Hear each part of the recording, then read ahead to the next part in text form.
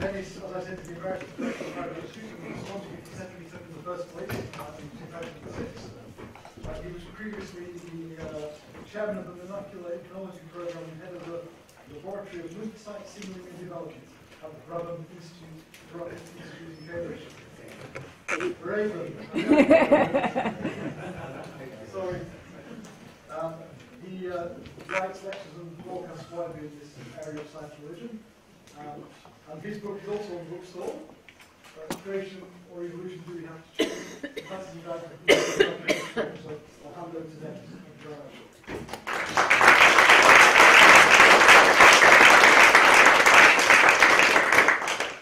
Thanks very much indeed. I always remember when I used to work at the Abraham Institute, and you had to give it your name, to some bank person or something, and they would say something like, "How do you spell that?" I'd say, "Well, it's just Abraham with a B on the front." And they'd say, "Oh, how do you spell Abraham?"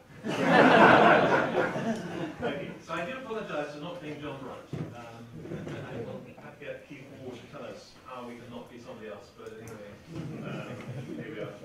I'm so impressed, by the way. I've been impressed already by two things since coming here, although I've been there a very short time. One is the amazing food. It's so much better than the food you get on the Faraday course for lunch anyway in Cambridge. I have to say that. And it's true. Our organiser will take a picture of it and show it after. That's totally right. The second thing I'm very impressed by is the high quality of the taxi drivers. So I took a taxi from the station, and this guy actually drove like, gee, I thought we're going to get somewhere really fast. But anyway, then he asked me what I was doing. I said, I'm coming for a conference. Oh, he said, what's it on? I said, science religion. Oh, he said, that's interesting. Oh, I've been to lots of talks on science religion. I said, well, okay. And then he held forth on science religion and on evolution and on Dawkins, or Mike and Dawkins. And so Dawkins had it, And then he said, my favourite speakers are Ravi Zachariah and William Lane Craig. And I thought, wow, we don't get taxi drivers like that. Some of your food and some of your taxi drivers. That's grateful. Okay, so here we are. There's the title. The title's probably not exactly what you have on your program, but that's because that's what I have ready and so forth. One of the things I find interesting, actually, and I suppose the taxi driver comes into this discourse, is the way in which this topic is quite universal. And we do a number of Faraday courses, as you may have heard, in different parts of the world. It doesn't matter what part of the world you go to, this topic always comes up, even if you avoid it. If you give a talk on science religion, deliberately avoiding evolution, or just talking generally, Q&A time comes, hand goes up, what do you think about Genesis 1, who is Adam and Eve, all of that stuff. And I don't know if it's export from the Western world, around the world, but it's certainly there in India and in Brazil and Australia and China and all over the place. Very striking, actually. I thought we might just start by looking at these results. You may have seen these results before, but I just thought we'd start out this way because this survey was done, organised by Comrades back in 2008. And basically, they, well, as you can see, they first of all asked what books am I by Charles Darwin, and on the whole, got it right. And the don't know is 22%. The Brief History of Time, there you go, written by Charles Darwin. Anyway, but generally speaking, not a huge, high level of knowledge, I suppose, about evolution. This is really the take-home message that they got out of the Comrades poll. They found that basically 10% of the UK population are convinced you're a creationist. 14% believe in some sort of intelligent design. I found that quite interesting, actually, because it was defined quite clearly what that is. And yet, 14%, well, yes, I definitely believe in that sort of thing. About 50% are pretty uncertain, actually, what they believe at all. But the sort of take-home message was about half the UK population sort of believe evolution fairly strongly, moderately strongly, or very strongly, and about half don't, moderately or very strongly don't. Okay, so I suppose if this group here were typical of the rest of the UK population, which I'm sure is not the case, obviously, it's a highly selected group, but still, it would be, I suppose, half and half in that sense. Now, we posed the question then as a kind of choice here today, and I thought, as we just had lunch, we'd start with ice cream. So clearly, we have to choose between things. We have to sort out what kind of choices they are. Are they two competing types of the very same kind of thing, like chocolate and ice cream? Or are they, as it were, a choice between two different aspects of the same thing, like the aesthetic beauty of an ice cream and its taste, where we might want to say, well, we can enjoy both. We don't have to make up a kind of stark decision between those two possibilities. And I think the whole discussion, in a sense, revolves around the kinds of answers, the kinds of questions, indeed, that people think we're looking at today. A couple of examples, very well known, obviously, of people who think you do clearly have to choose. These are two competing narratives. I'm sure you've heard this quote before from Dawkins: I pay religions the compliment of regarding them as scientific theories, and I see God as a competing explanation of facts about the universe and life. Darwin removed the main argument for God's existence, the narrative of atheism attached to evolution, and therefore you either have to choose creation or evolution. Likewise, equal opposite pole so often look more similar than they quite realise sometimes, I think, but clearly young earth creationists would say you've really got to choose between these two narratives. You can't have your cake and eat it in a sense, and would reject the current understanding of evolutionary biology. And I think it's interesting when you look at the history of science, when you look at the history of the reception of big scientific ideas, so often you see this kind of ideological transformation of science into all kinds of ideologies. And so you have a process where you get scientific theory X is introduced, it becomes very popular, it gains prestige within the scientific community, it gets exported to the public domain, and then it starts becoming attached with all kinds of ideologies. People move in to utilize the prestige of that theory to then make a quite different message altogether. And that's happened a lot in the history of Darwinism, as I'm sure you're aware. I mean, it's been used to support almost every kind of ism you can possibly imagine: capitalism and communism and racism, militarism, eugenics, feminism, theism, atheism. I mean, if you go down 150 years since Darwin, almost every ism has been wheeled out, and Darwinism has been wheeled out in support of that particular ism. And obviously the fact that some things are mutually contradictory isms should flag up the process of social transformation, ideological utilization that's going on in these kinds of narratives. And I think that probably helps us also to understand, partly anyway, why this has become such a hot topic, both within the Christian community and Islamic, other religious communities, and indeed for the wider public as well. So I guess the question is then, what kind of discussion do we think we're having here? What kind of question do you think we're being faced with? Is it the sort of the chocolate and the vanilla ice cream sort of discussion, or is it something a lot more subtle? Now, anyone who's heard my talks before, I don't apologise for showing this model again, who might have seen it, because I think it's a way of perhaps introducing the fact that the relationship between different forms of scientific knowledge is quite complicated, actually. And this is just one model to point that out, where we envisage a different way of looking at knowledge, not the either-or way, but the way of complementarity, where we can think of the whole of reality as like a cube sliced down into many levels, if you like, and each level represents one particular way of looking at the world, one particular discipline, one particular insight. And obviously you can then start building up your different levels. We have a scientific level of understanding of the world where we're asking questions, obviously, like how does it work, what are the mechanisms involved, what generalizations can we make about the properties of matter, all that kind of thing. But then clearly we've got many other levels of discourse. We've got the ethical level of discourse. How ought we to behave in the world? How ought we to apply the latest findings of science, and so forth and so on? We've got the whole aesthetic level of understanding, what we count as beauty in the world, in art, literature, the humanities, and so forth. We've got our own personal understanding of the world, our personal biography, which is unique to us. We certainly can't publish it in a scientific journal. We can try, won't get very far.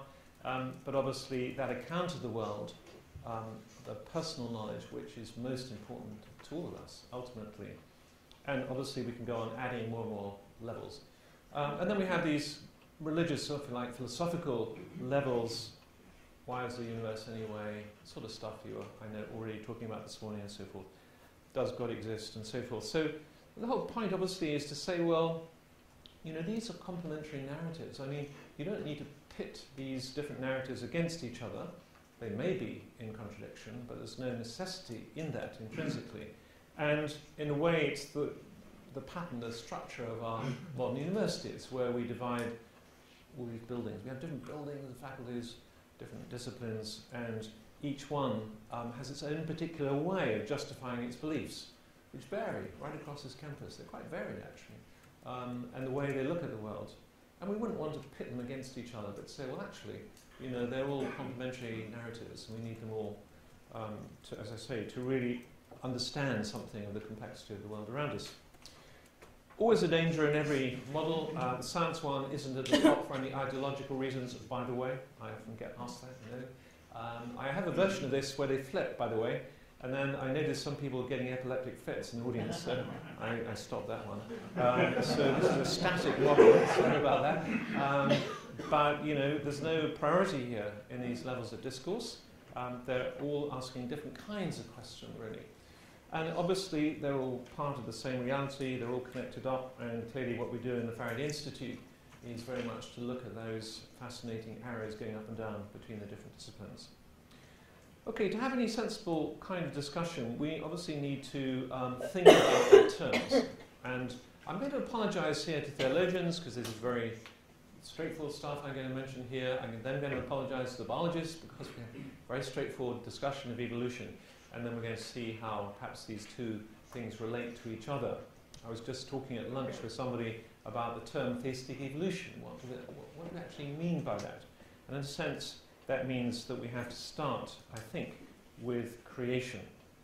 Clearly, the Christian doctrine of creation refers to that understanding that there is a God who is there, who is the ground and source of everything else that exists. That's the basic foundational understanding of what we term creation in Christian theology. And if something exists which is not God, then it's part of that created order. It doesn't matter if it's natural, if it doesn't matter if it's physical laws, elementary particles, if it's string theories, if it's trees growing outside. It doesn't matter what. If it exists, it's part of that great created order that is sustained and upheld by the God of the whole creation. And so, clearly, it's meaningless to ask the question of who created God and all those sort of questions you get, you know, generally speaking, in various debates and so forth.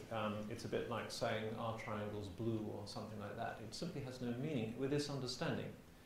Because with this understanding, God is the ground of everything that exists.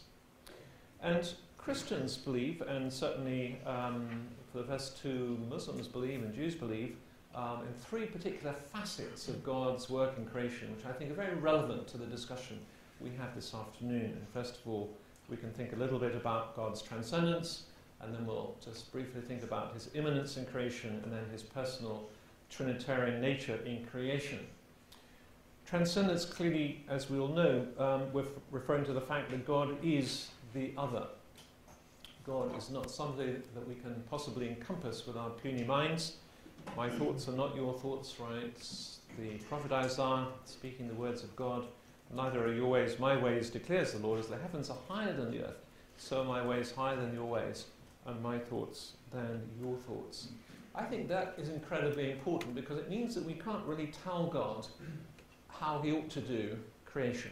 Okay? It's a rather basic point, but often, you know, in these discussions, it almost sounds like people know how God should have done it, and he didn't do it the right way, and they know how the right... we can't go there, because we can only really describe what God does in the created order, and his thoughts aren't our thoughts either. And I think it also perhaps should make us a little wary of some of the metaphors that can be useful, but also, you know, which leave the whole understanding of God almost perhaps not to trivialize, but sometimes to distort, and not always the most helpful. The notion of God as the grand architect. You find that, by the way, in the Freemasons. I was bumped into a Freemason the other night. God is the great architect. Well, sort of, but you know, it's a very static picture of the world, isn't it? And so on. God is the great engineer. No disrespect to engineers, but not in my book, no. Because then you get the idea of God is occasionally tinkering around. So we have to be aware of the metaphors, I think, and remember that God is really the totally other. Now, clearly, if that's all we had, we would end up with deism, the idea of a God, the sort of God actually that Charles Darwin believed in when he was writing The Origin of Species, that God who basically established the laws of the universe and then stood well back and allowed things to develop by themselves. That's clearly not Christian theism. And so the second facet of God's work in creation that's so critical, I think, is this understanding of God's immanence in the created order. Here we have a God who is certainly the biblical God, who is intimately involved in every aspect. God creates the wind. God gives life to each animal. I mean, read the Psalms, read Job, read Isaiah, and here is a God who is certainly the author of the whole of the created order, who is intimately breathing life into everything that exists and so forth. The properties of matter only continue to be what they are because God wills that they should be so. I mean, otherwise, why would they be so? We don't have an explanation why things are the way they are. We can obviously write all kinds of lovely equations for them and do all the kind of stuff we were thinking about this morning, but ultimately, God is that source of order and consistent and reproducibility in the created order because he's immanent in what's going on. And obviously that's what makes science possible. And that was a deep foundational recognition by those early natural philosophers, Christian natural philosophers, who explored the world because of this wonderful order. And again, we can take page after page of the Old Testament, but also in the New Testament, the whole focus then, of course, shifts to Christ as the source of that wonderful order. John 1:3, through him, through the word of God, all things were made. Without him, nothing was made that has been made. And then Colossians 1, that most wonderful passage, I think, perhaps in the whole of the New Testament, I think a very remarkable passage where Paul is talking about the Son as the image of the invisible God, the firstborn over all creation. For by him all things were created, things in heaven and on earth, visible and invisible, whether thrones or powers or rulers or authorities, all things were created by him and for him. He is before all things, and in him all things hold together, or all things consist. Very remarkable. So we are living in a Christological universe, in other words, according to Paul, a Christological framework in which everything holds together, everything consists through Christ, the Word of God, who, John tells us, all things were created by and through him. Very consistent message. Hebrews 1:2 also. So John 1, Colossians 1, Hebrews 1. Very easy to remember the immanence of God if you want to remember in the New Testament. John 1, Hebrews 1, Colossians 1. Okay, but a very powerful message, and one that you find very much in the writings of John Calvin, by the way, in his Institutes. The Holy Spirit infusing the created order with that power and consistency of God's will. Something very deep there in traditional Christian theology. Now, clearly, creation has many different nuances as the word is used in the Bible. Most of the time, it's referring to process. If you actually add up the number of uses of the word, most of the time it's a long process of some kind, the creation of the people of Israel, that sort of usage of the word. Creative endeavours can take a long time, of course. Michelangelo took for only 4 years to paint this wonderful ceiling of the Sistine Chapel. But in a sense, the creativity would have been the same. It would have been 40 years, 400 years, or 4 million years in one sense. So that creativity is not time-bound. That's very important, I think. The third facet, then, of God as creator is his Trinitarian nature.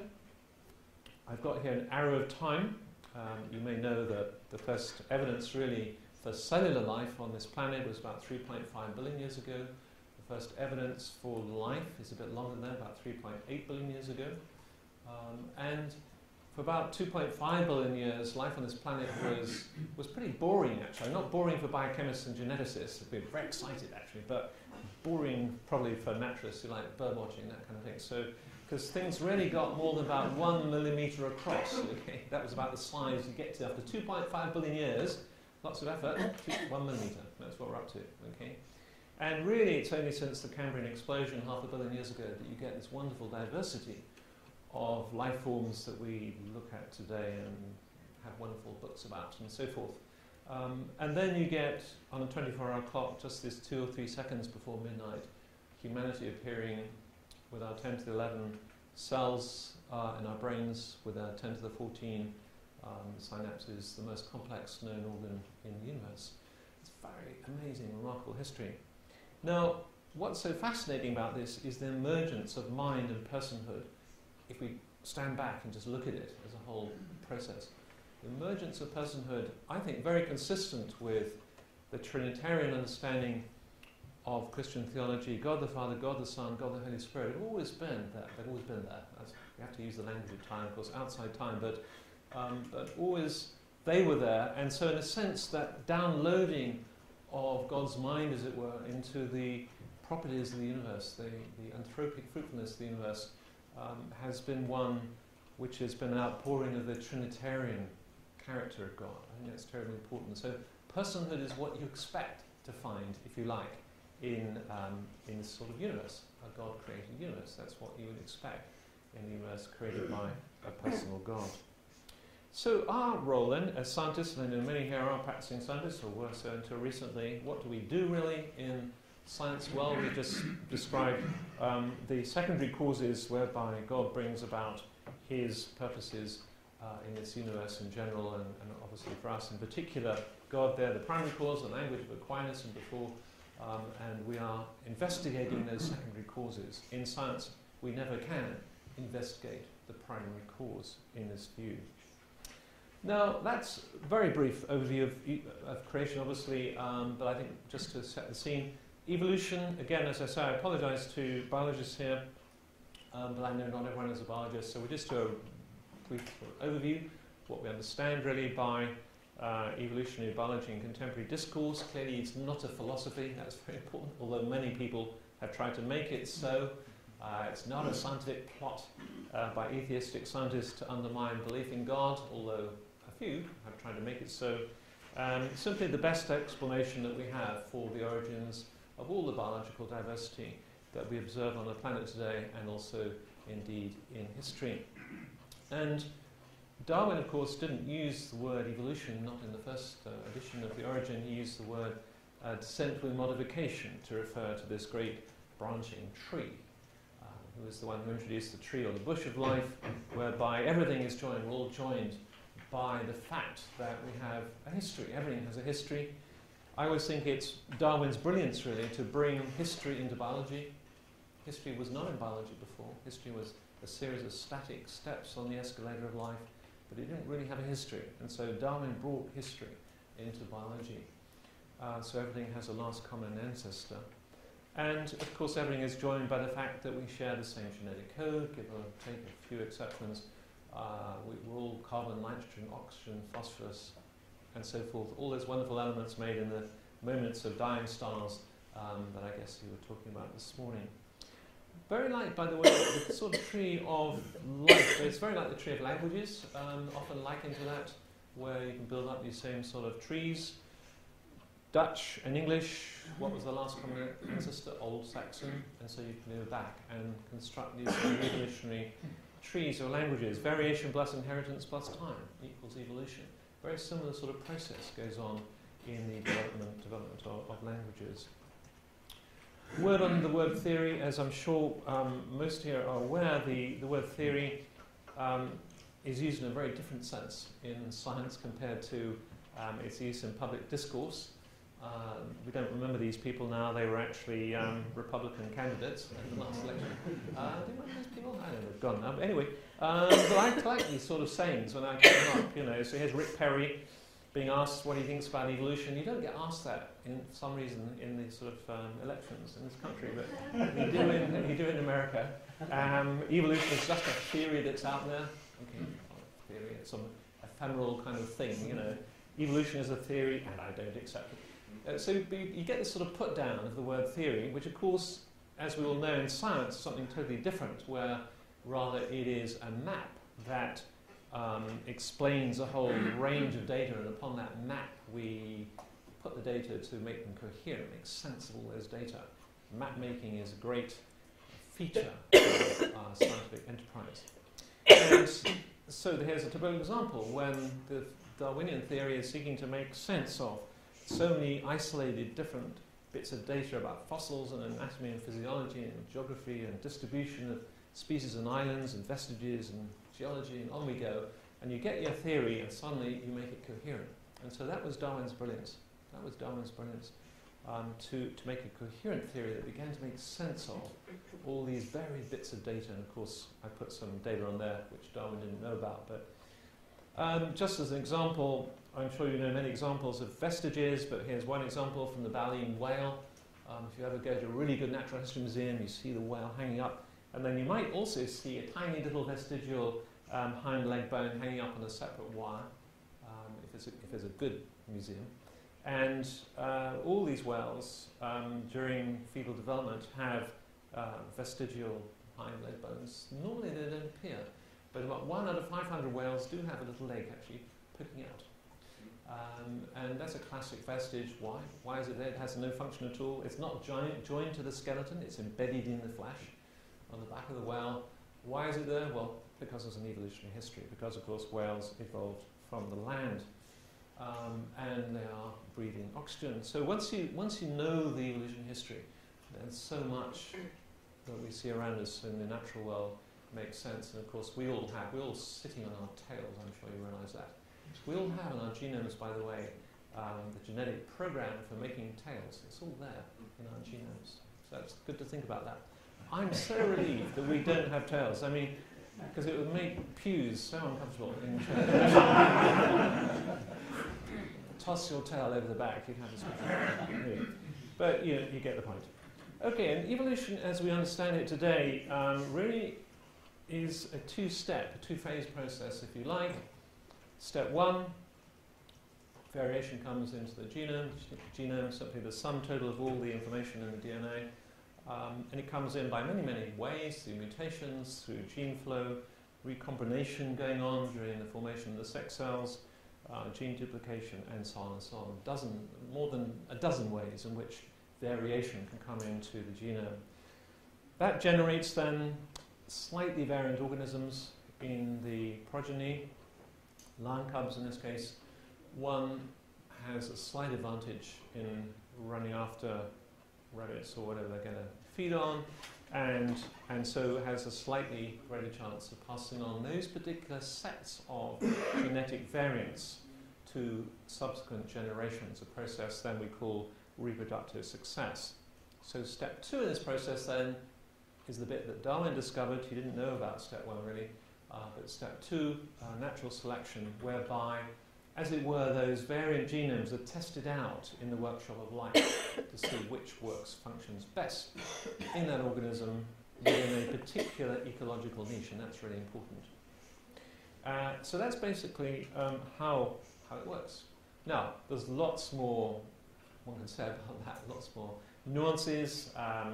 Martin Novak's recently highlighted cooperation as such a central feature of the evolutionary process. He wants to bring that also as a third step, third feature, along with genetic variation and natural selection. Cooperation is actually part of the three-legged triangle, if you like, of evolution and biology. I don't know if that will take off, but it's certainly true.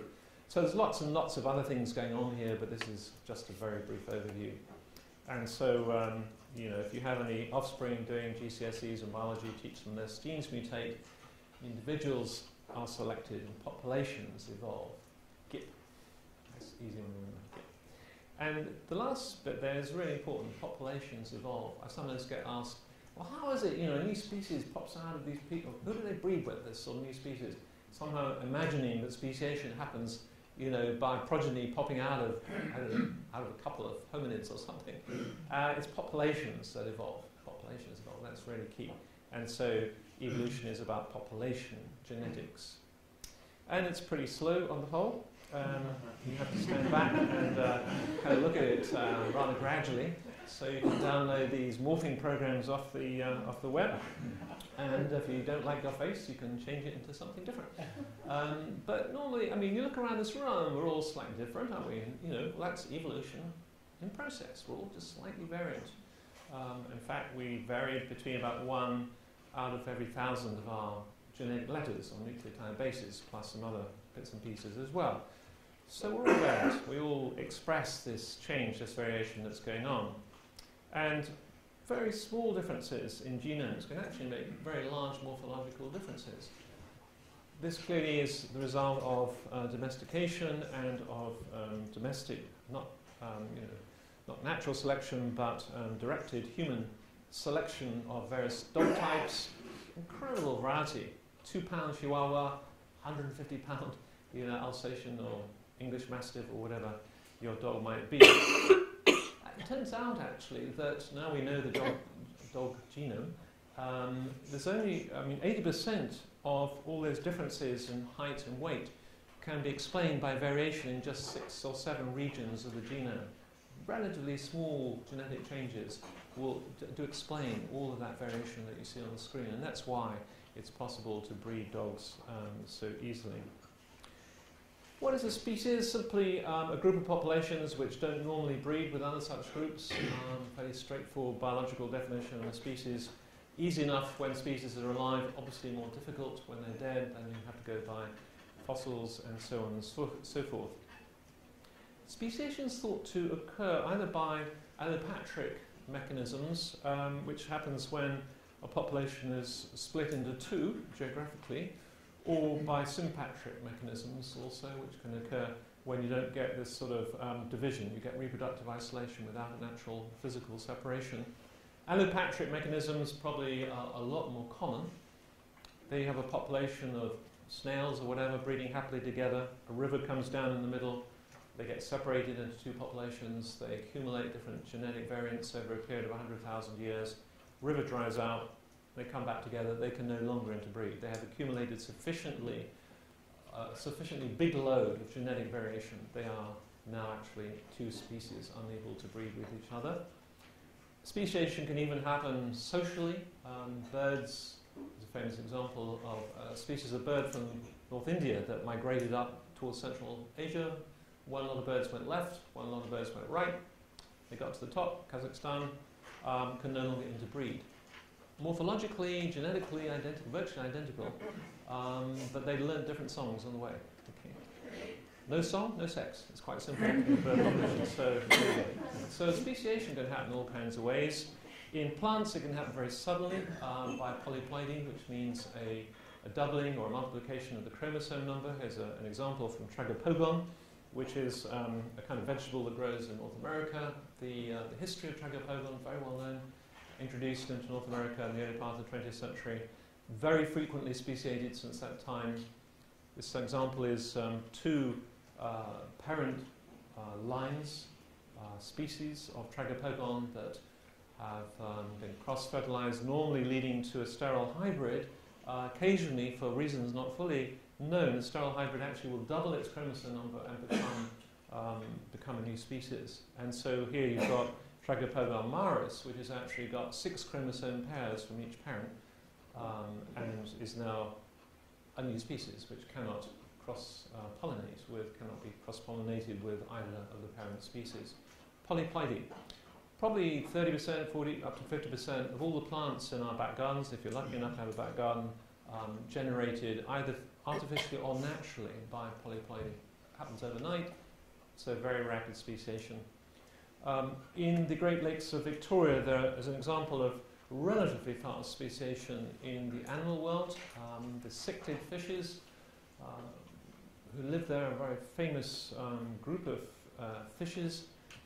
In Lake Victoria, it last dried out something about 15,000 years ago and was then seeded by 2 species of cichlid, and since that time about 170 different species of cichlid have evolved very rapidly in that lake, sadly now declining again because of overfishing. But the Great Lakes are sort of incubators for adaptive radiation, where you get this very rapid speciation occurring as a lake fills up and you get new ecological niches which are being generated in that particular environment. So speciation, there's nothing special about speciation. It happens through reproductive isolation. It's still happening all the time, often probably not observed, sometimes observed, and so we shouldn't think there's something special about that. Notice that in the case of our own evolution, the idea is that we did not evolve from apes, a common misunderstanding in the media for some reason, still, but rather that we had a last common ancestor with our nearest and dearest chimpanzee, first cousin, last common ancestor around 6 million years ago. Since that time, chimpanzees have evolved through a whole series of stages. We likewise have evolved through all kinds of intermediates, exact number not yet known, probably between 5 and 10, something like that, and so forth. And now here we are. So is human evolution still continuing? Well, that is one particular view on that particular issue. Okay, that's just for light relief after all that biology. Well, I'd obviously love to talk more about the biology, but we need time just to start bringing these two concepts together. Creation, evolution, do we have to choose? I personally learnt a huge amount from reading the 19th century theologians who were first exposed to Darwinian evolution. They were the first people to read The Origin of Species and The Descent of Man, and they had to grapple with it in the way that we don't, in a way. We've now benefited from 150 years of reflection. But these people were the first to really grapple with it, and I have learned so much from the way they grapple with it. And indeed, many of those theologians welcomed evolution, as a matter of fact, because they were a bit fed up with the early 19th century sort of paley emphasis on natural theology, which had its uses, but which tended to generate a view of God as perhaps deistic rather than theistic. And one thing that evolution did was to make theologians start thinking again more about the immanence of God in the created order and so on. And so a good slice of theologians would have been happy with this kind of slide, where they began to see how God's intentions and purposes are, oh yeah, they are actually worked out in history. Oh, just like the people of Israel, okay? So just as God worked and created the people of Israel through a long process, a long historical process, so they said, well, God therefore must have been working out his intentions and purposes through this long process of evolution and so forth. Now, as I'm sure you know, Darwin had many clerical friends, and out of his 2,000 correspondents, at least 200 were clergymen, and some of whom provided some wonderful data for his publications. I'm so glad that Darwin didn't have email. Such a relief. And he got this wonderful collection of letters, many of them up there in the Cambridge University Library. Darwin sent a number of advanced copies of The Origin of Species out prior to publication to various people. Here's one of them, Charles Kingsley, who was then a vicar. He became a professor in Cambridge the year later. And here's Charles Kingsley writing back to Darwin just 6 days before the formal publication date of The Origin, saying that it's just as noble a concept of deity to believe that he created primal forms capable of self-development as to believe that he required a fresh act of intervention to supply the lacunas or the gaps which he himself had made. And Kingsley goes on to say that all I have seen of it awes me. Here's somebody who welcomed The Origin of Species as beginning to help people like himself, theologians and others, to restore a God of the whole of the created order and not just a God of intervening occasionally and interfering with otherwise natural stuff that was going on. And actually, Darwin liked this quote so much he put it at the front of the second edition of The Origin of Species. And there's been a huge amount of, as I'm sure you're aware, and I'm sure many have read stuff here about the reception of Darwin. It is quite a complex history, actually, and you can find examples of every kind of reaction that you like. But what I find striking, actually, is how quickly Darwinian evolution was accepted by all the mainstream churches on both sides of the Atlantic and by leading theologians within 10-20 years of the publication of The Origin of Species. I find that quite striking, actually. And I think the reason is that they had the theological tools were ready in order to do that process of baptizing Darwinism, if I can put it that way, into Christian theology. So Jim Moore writes, and he's written, by the way, the definitive book of the reception of Darwinism in Christian thinking in the Western world. He says, with but few exceptions, the leading Christian thinkers in Great Britain came to terms quite readily with Darwinism and evolution. George Marsden, contemporary historian, similar quote really for USA, with the exception of Harvard's Louis Agassiz, virtually every American Protestant zoologist and botanist accepted some form of evolution by the early 1870s. I find actually that, as I say, quite striking. And so this is really the way they were thinking. They wouldn't have used the same models and language of complementarity, but basically they said, well, here you've got the creation story provided by theology, and it's answering questions like, why did God do it? What's the purpose of the whole narrative, and so on. Stand back and look at the process as a whole. What's going on here? What are God's purposes being worked out through this narrative? And then you've got the scientific story, the evolutionary story provided by biology, asking the questions, how did God do it? How does God go on sustaining this particular process, and so on. Now, just before we go to Q&A term, I want to tackle really a couple of questions that often arises, and then we'll go to a discussion time. But if we do go for this kind of positive response of those 19th century theologians, and as you've probably gathered, that is my own response, obviously it raises certain questions, theological questions especially. One of those questions is, well, how does God then create the evolutionary process? And this is what we were talking about over lunch, actually. I mean, is it a question that God sort of steers mutation in the right direction? You know, God says, it's not quite going the way I want to, and as it were, brings about a particular mutation to happen in a particular kind of way. Or, what about the origin of the genetic code? That's a bit of a tricky one. Does God step in at one particular point and then create, the genetic code, 64 triplet codons, get the show on the road, get things going a bit? Or the first cell, or whatever it might be. Okay, so is that interventionist kind of idea helpful in thinking about God's interaction with the biological created order? I myself don't think so, actually. I think if we take the understanding of God's immanence seriously, then we will see God's immanence throughout the created order. That includes its stochastic elements, its random elements, its highly constrained elements, its very law-like elements, whatever it might be, it's all part of the created order. You shouldn't think that chance is somehow outside of the created order. Chance is created by God. Okay, let's get that clear. So in other words, quantum mechanics is created by God. And so all of that is part of the created order. And so I would much prefer to see, as it were, God's interaction with the world. And here I'm breaking my own suggestion earlier on about metaphors, but here's a metaphor. Think about the authorship of a whole series of books, like these books that sold a few copies some years ago. 7 different novels of Harry Potter.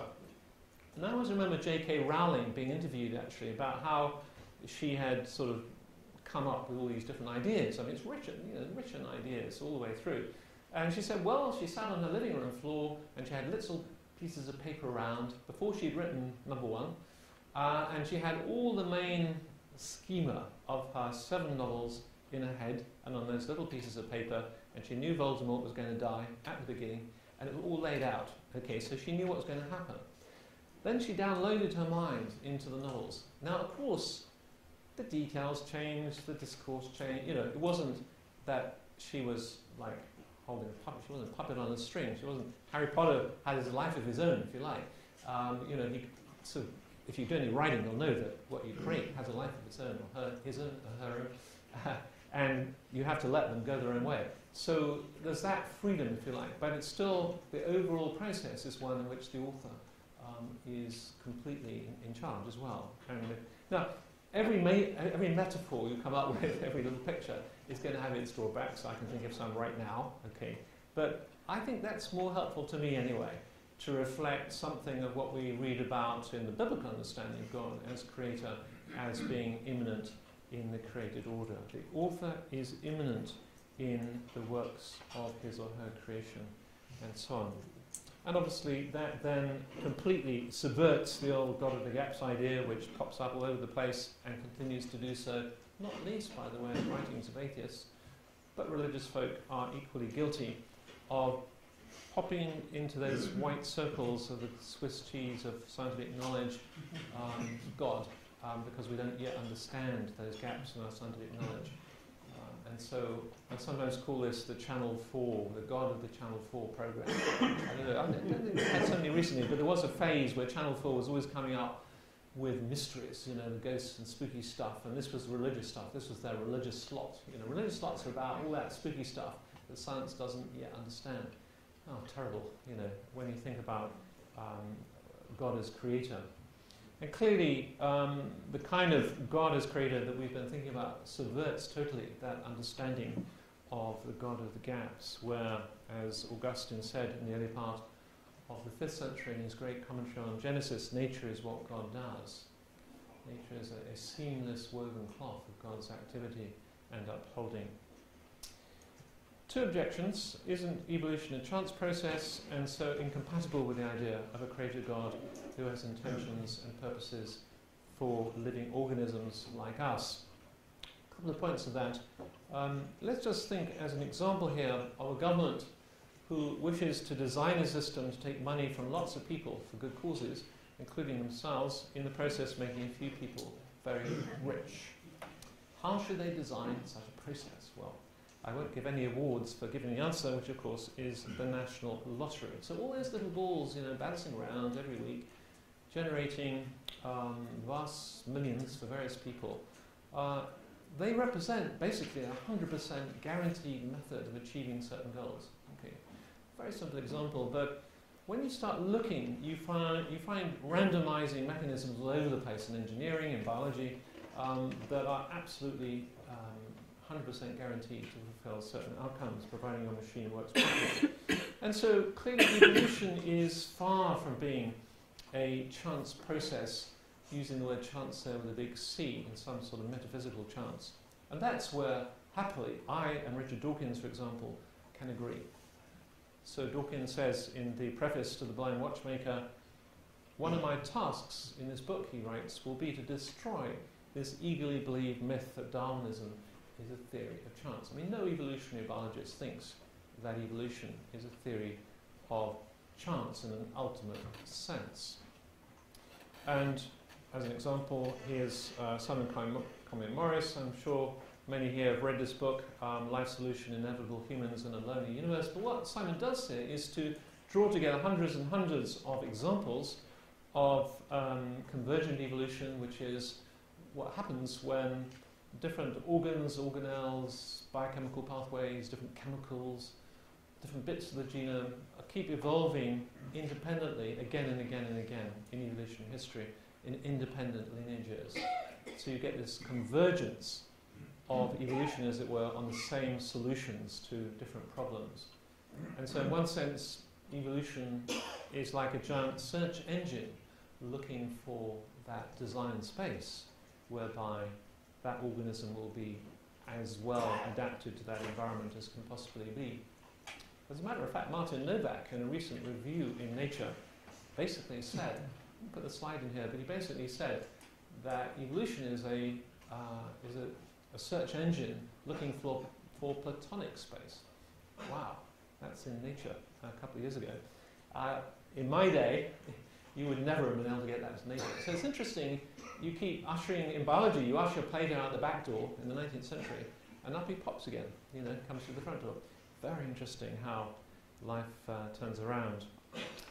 So, objection number 2, I'm not going to stop on, I think, and we can come back to it, you know, it's the old chestnut about Genesis and all that kind of thing. I'm going to skip over that because I want to make sure we leave all our full time for questions and discussion.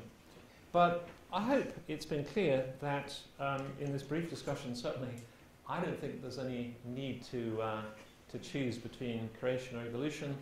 Personally, by the way, I've always been brought up with both. Ever since I did A-level biology, I guess I took on board evolution. Been a Christian since I was 13. It never even occurred to me that there was any kind of conflict between the two. I never heard of, certainly as a student, I never heard of creationism or anything like that. It didn't exist in those days, in the 1960s. I go back that a long way. I met my first creationists when I was overseas in my late 20s, and it was a profound shock to me. And it was equally a shock to him to meet a Christian Darwinian. Okay, this is what happens when you mix with people from different cultures and backgrounds and churches. You all get shocked about each other's positions, you see. So, and that's all great fun. Anyway, there's no need to make a choice between appreciating the beauty of an ice cream and enjoying its taste, so I will close there. Thank you.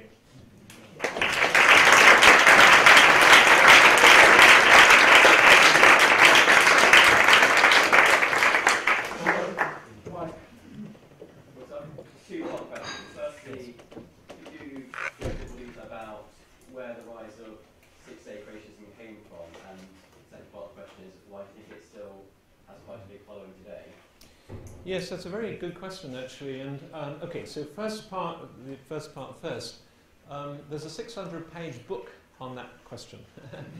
It's called The Creationists. It's written by the fine historian Ron Numbers, a friend of mine. And really, it's how creationism came to America, and it's a fascinating history, actually.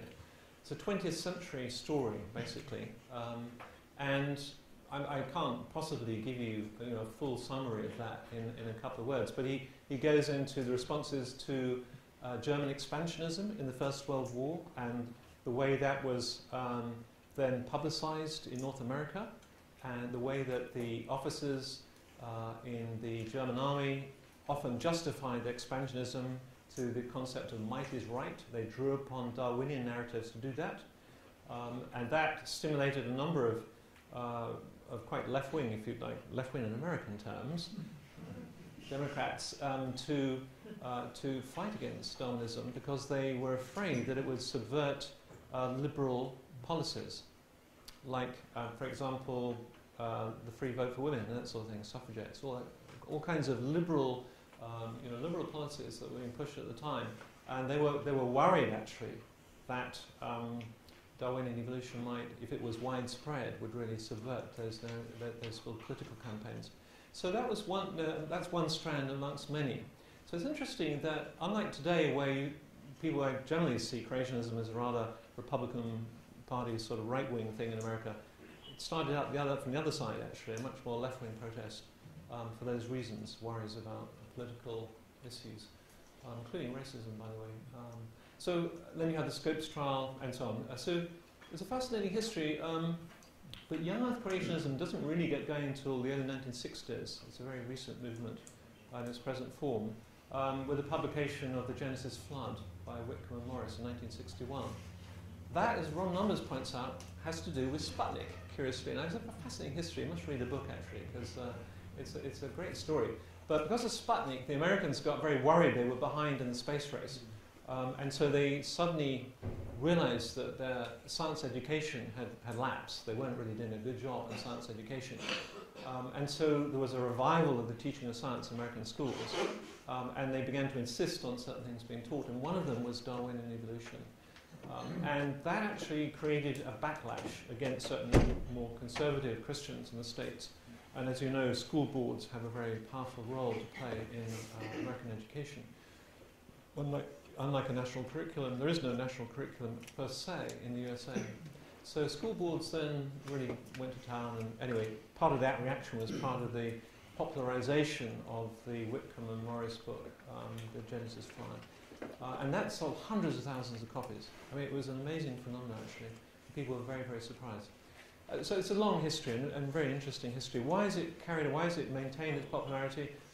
I think number one reason, and in the States in particular, 45% of the population disbelieve the theory of evolution. It's nearly always in the name of Christian theology, sometimes Islamic theology, but mostly Christian theology. It is the worry that if you accept this narrative, that somehow that means you don't believe in the early chapters of Genesis, and therefore the whole Christian story collapses. It's a worry about the subversion of the whole Christian story. In fact, I think that's the main resistance. And if you go on Google Gallup or Pew Forum, these polls, they've been polling people about this for 30 years in the USA. And they ask the question, do you believe that man, it's always man by the way, anyway, do you believe that man was made pretty much in his present form sometime during the last 10,000 years? 40, and you look at the percent, that's been asked now for 30 years in the USA. And the graph is flat. I mean, it's bumpy, a little bit bumpy. 41%, 44%, 42%.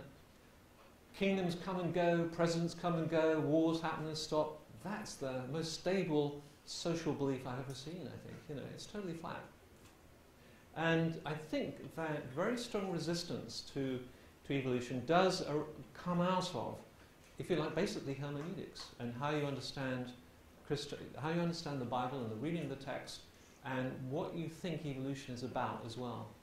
Now, certainly it has not helped to have the new atheists on board in terms of investing evolution with a narrative of atheism and secularization and so on.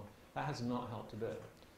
And just one last point on that, sorry to go on a bit on that, but we have, the Faraday, we have a current research project to investigate 5 different religious communities in the UK as to whether or not their views on evolution have changed as a result of the new atheism in general and Dawkins in particular.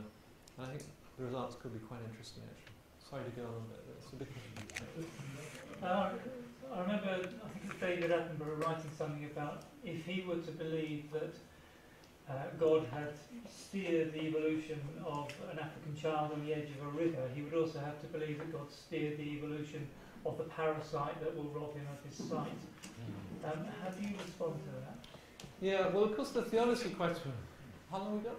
I'm trying in 3 minutes. No, theodicy is obviously one of the huge questions, in taking on board the evolutionary narrative. So Christians have taken sort of 2 general views, obviously. One is they said, because theodicy is a problem, then it didn't happen. Okay, that's one view. Sorry, could you define theodicy? Sorry. So theodicy is trying to rationalize the understanding of a God of love in the light of all the suffering in the world in general and in the evolutionary process in particular. So theodicy is exactly your question. Yeah. Originally a word, I think, really invented or popularized by Leibniz in a famous book on theodicy, the philosopher Leibniz. So there you have the 2 options. So you can deny it all. It couldn't possibly be true because we can't believe in a God who would create things like this and so on. Or you can take it on the chin and say, yeah, this is the created order that God has brought into being with intentions and purposes, and this is the way it is. Okay, and then you start from that. That's where I start. Okay. I don't start, then the views start dividing again. It gets like an evolutionary tree. Okay. So then you have a group of theologians will say it's all very horrible and nasty. So we believe in a God who has allowed the freedom, the freedom of creation to do what it wants. Okay. And so it's not really God's fault because this is just the way that it works. Natural stuff works. Okay. My good friend Francisco Ayala takes that view, and some others I won't mention here. I always say, well, that sounds to me like a cop-out. Because if you have a car at the top of the hill and you say, I'm now going to take my hands off the wheel and it's going to roll down the hill and, oh, terrible, it kills a few children on the way. Isn't that sad? I just see the responsibility of the driver who takes the hand off the wheel as great as the driver who has the hands on the wheel. Okay? So I don't think talking about giving natural world somehow freedom, I don't think that really helps personally with the question of theodicy. And now we're out of time. Well, we're out of time. Yeah, but I mean, No, half past. Just say, let me make one more point because I know we're out of time. What time do we start? Oh, half past. Oh, wonderful. Okay. So then, sorry, I thought I was 2:15. Sorry, yeah. That's good. Well, then, okay, so then you can say, well, then you can ask different kinds of questions, which are never going to give you the ultimate, well, certainly for me anyway, they never give me the ultimate answer of why it should be that way and not another way. I'll tell you one of the questions, and this is the one I like as a biologist, one of the questions you can ask is, well, first of all, you note that, the suffering we have in the world, pain, suffering, death, extinction, all of the evolutionary history, I mean, that can only happen because stuff is made of carbon. Okay, so it's because of the stuff of the universe that we have life and death. You can't have carbon-based life without carbon-based death. It's not going to work. So that's the stuff we have in the universe. And as we look around the universe, we see the same elements all over the place. The universe is full of organic molecules. Far more organic material out there than there is down here.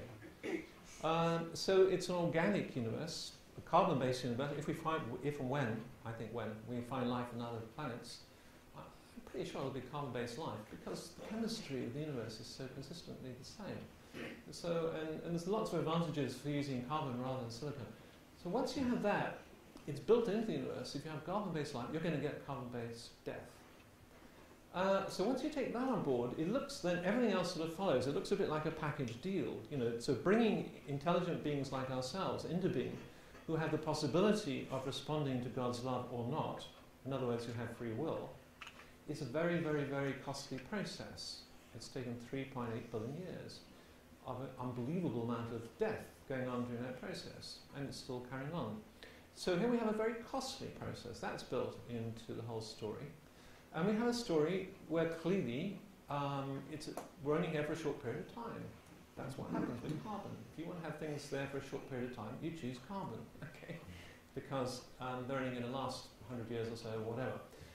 And so that's built into the whole system as well. So when you begin to reflect on that, you can ask yourself the question, could it be possible, in fact, that the only way in which freely willed organisms that can respond to God's love, that are not puppets on a string, that have free will and have moral responsibility, can be instantiated in carbon-based materials? Now, we don't have the answer to that. Obviously, we don't know the answer to that, but I think can pose the question. And sometimes, even by posing a question, well, to me anyway, it's helpful. It can be helpful. In other words, thinking about maybe this costly way is the only way in which this can happen. Now, I don't think that's, none of these sort of reflections can be any kind of final answer. I do go into some of those arguments a bit more fully, actually, in creation and evolution, we have to choose. It is obviously the number one big question, no doubt about it. It's not, those sort of reflections aren't going to be necessarily pastorally particularly helpful to people when they're going through suffering, or you're trying to counsel somebody who's going through a time of suffering. I wouldn't use that kind of argument unless they were a biologist. I might do that. Personally, I find it quite encouraging, actually. I find it pastorally helpful to think about those questions. But I understand not everybody would think, thinking about carbon-based life isn't quite what you need at your moment of trial. But, the rain falls on the just and on the unjust. We're all part of this. That's helpful to me anyway. Yeah. How do we understand that we're made in the image of God in relation to human evolution? Yes. Oh my. We're getting all now. Great question. Could you repeat it, please? The question is, how do we understand what it means to be made in the image of God in the light of evolution? So it obviously depends. There's huge, long reflection and theological writing on this little phrase, image of God. And so much of it very, very helpful indeed. I guess in earlier generations, the image of God tended to be thought about as almost a list of characteristics that distinguish humans from animals. Having an intellect and conscience, moral responsibility, free will, all that kind of thing. That's maybe so. Personally, I don't think that really gets to the root of what the passage is about in Genesis. The few mentions we have of humankind being made in the image of God, male and female, He created them. In the same breath, putting humankind in charge of the created order, to subdue the created order. Quite a strong Hebrew word. Can't get away from that word. And so there we have humankind created, the whole of humankind, male and female, created with divine responsibilities, really, to be in the place of God in ruling over the world and, as it were, being God's representative on the earth. A very sobering thought. Okay, so when you also then look at the phrase image of God in the surrounding Mesopotamian literature and ancient Egyptian literature, clearly there it is used in those polytheistic systems of the gods. Many, many examples, more so in Egyptian literature than Mesopotamian, but still it's there. Occasionally use of priests, but most often of kings. And so it's kingly language. So in the context of what did that language mean, in the context where people were reading it for the first time, I think they would have read it as kingly language. Therefore revolutionary, therefore subversive. Because here you have the idea of kingship being democratized. It is a democratic message. Okay, so there you have, instead of the kings and then favourite gods in the temples, and then you've got the rest of mankind sweating in the fields, the serfs with no free will at all, having to do what they're told to feed the gods and feed the kings, traditional Babylonian mimetic society. Here you've got a revolutionary message that humankind are actually in charge of the planet. Actually. So it's a very revolutionary message, actually, in its context. A very subversive message, very subversive of the surrounding rival creation mythologies and so forth. Now, so does evolution have anything to do with that? No, I don't think it does have anything to do with that at all. So it's simply not connected in that way. However, it's connected in the sense, putting it a little bit strongly, but it's connected, I would want to say, in the way that what is evolution, what is the process of evolution delivered? Well, it's delivered us with big frontal lobes in a particular social context, with language and the ability, with a theory of mind, and the ability to speak to God, and with all the capacities and possibilities of worship and of fellowship and of religion, if you like, of knowing God personally. So evolution delivers those possibilities, the kit that you need to be a religious, mind-bearing individual. But certainly evolution doesn't deliver the reality itself in that sense. It doesn't produce spiritual life, but it produces the capacities for people to enjoy fellowship with God, which is spiritual life. Therefore, it's relevant clearly in that way. So I do see these as very complementary. The theological discourse is very complementary to the evolutionary discourse. It's not they're disconnected, but they are complementary narratives. They've got different jobs to do, maybe. When you think of evolution as a way for God to form the world, one of the difficulties for me is that the measure of success really is not that you're more beautiful, stronger, more intelligent, but that you have a better reproductive success. That's the measure, isn't it? And it's a very value-neutral thing, and in fact quite often goes against what we consider to be Christian values. So, for example, the warlike tribe may well win over the peaceable tribe, and so on. I mean, you could multiply those examples. I just wonder, in a way it seems to be working against God. So how is that the process that God's employed? Or is it just back to your best of possible worlds? Well, no, it's a very good question. And I think one can only say, and one would have said this in 1800 as much as in 1900, that we simply don't learn our morality from the animal world. I mean, we don't, go to the ant, thou sluggard, consider her ways and ways. There are certain things we can learn, obviously, from the animal world. But in terms of our morality, I think we simply don't go to the animal world to give us our human morality. Some people would go as far as saying that God has, as it were, part of the aspect of that scenario you just mentioned is so that the higher calling of humans to know God and to obey God might be more stark in contrast to the priorities, if you like, of the struggle for survival and the treading down of others. And to go even further than that, others would want to say, I think it'd be one of these also, that in fact the teaching of Jesus is what helps to bring serious human evolution to a halt. Because what do? We care for the weak. We allow them to reach reproductive age in a way they wouldn't have done in earlier generations. And absolutely rightly so.